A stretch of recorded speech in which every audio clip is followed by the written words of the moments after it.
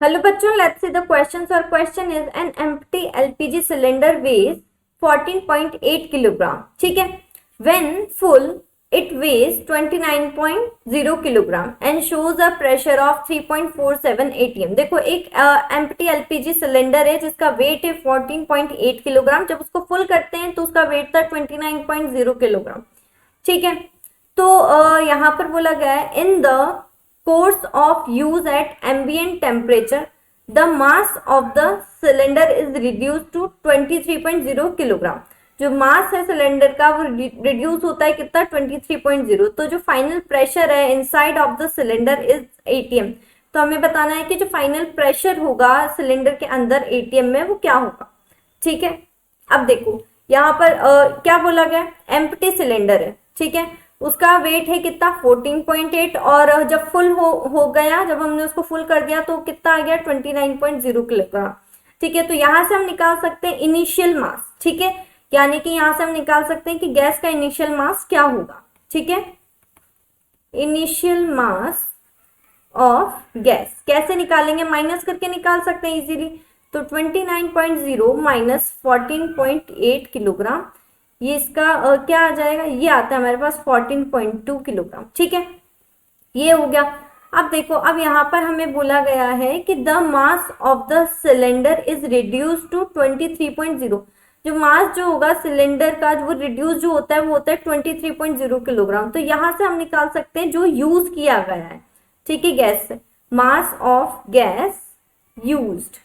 ठीक है, पहले था कितना था, 29 था, इसमें से कितना रिड्यूस हो गया, 23।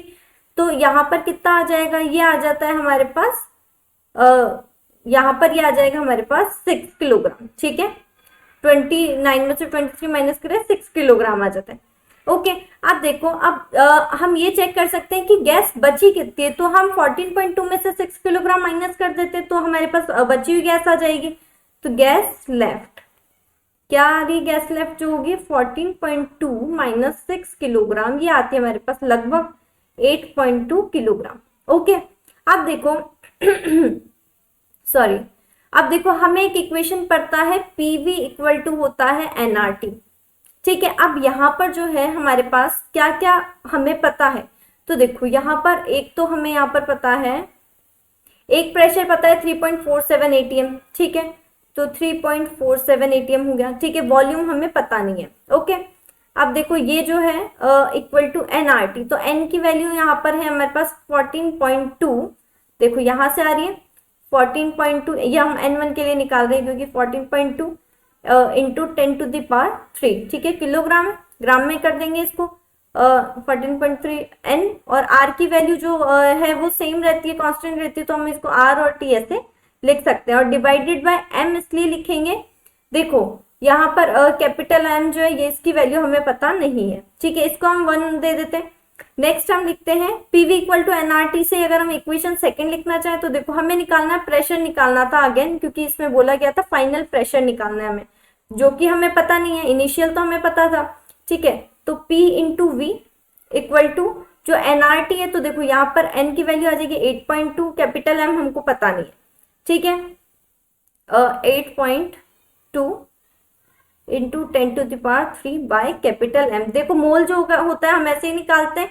ठीक है, जो हमें किलोग्राम यानी कि जो हमें भार यानी कि जो हमें वेट दिया गया है, ठीक है, डिवाइडेड बाय जो मोलर मास होता है वो। ओके, तो हम इस अकॉर्डिंग निकाल लेते हैं इंटू आर इंटू टी, ये हो जाता है, ये हो जाता है हमारे पास सेकेंड। जब हम 1 को 2 से डिवाइड करेंगे, 1 डिवाइडेड बाय 2। ठीक है, जब हम 1 को 2 से डिवाइड करेंगे, मैं यहाँ पे लिख देती हूँ, तो क्या आ जाएगा, देखो जब 1 को 2 से डिवाइड करें तो 3.47 divided by P equal to 14.2 divided by 8.2। तो जो P की वैल्यू यानी कि जो प्रेशर की वैल्यू आ जाती है वो आ जाती है 2.003 ATM।